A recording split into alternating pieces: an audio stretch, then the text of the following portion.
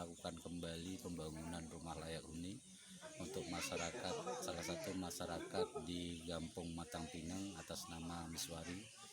Dan setelah kami melakukan survei di lapangan, ternyata istri dari saudara Miswari mempunyai penyakit yang sangat luar biasa sakitnya, yaitu gondok beracun, dan sekarang sudah menaik penyakitnya ke pelopak matanya.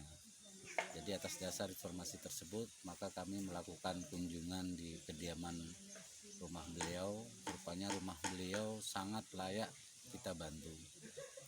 Lalu kami dari masyarakat anak transmigrasi berkoordinasi dengan rekan-rekanku semuanya, sehingga kita mempunyai kewajiban untuk membantunya.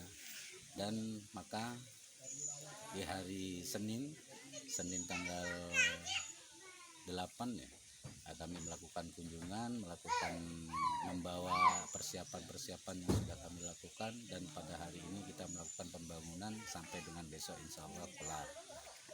Inilah pedulian kami dari anak-anak transmigrasi Sahabat Ilham Pangestu, melakukan bakti sosial kepada masyarakat yang benar-benar layak untuk menerimanya.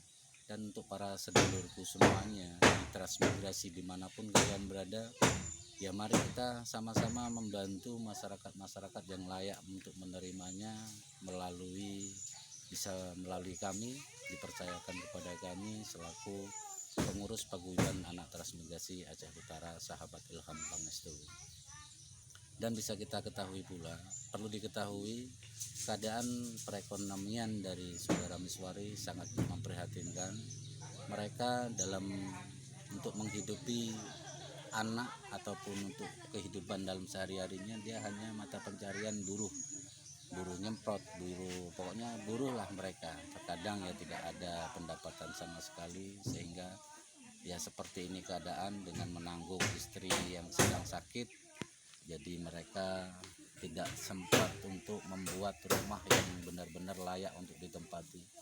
Ya oleh karenanya kita atas nama paguyuban sangat tersentuh sekali, sehingga mempunyai keinginan untuk memberikan sebuah hadiah kepada mereka. Sebuah rumah di belakang kita sudah kita mulai bangun.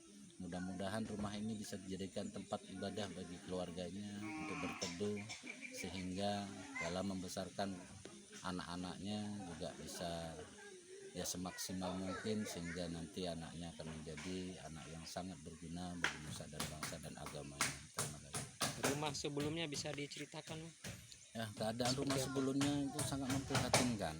Jadi ukuran rumah yang sangat kecil, bocor semua.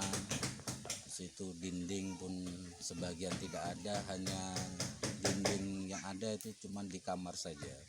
Dan ya dari situlah kita tersentuh, sangat tersentuh. Kalau untuk ruangan tamu memang tidak ada sama sekali.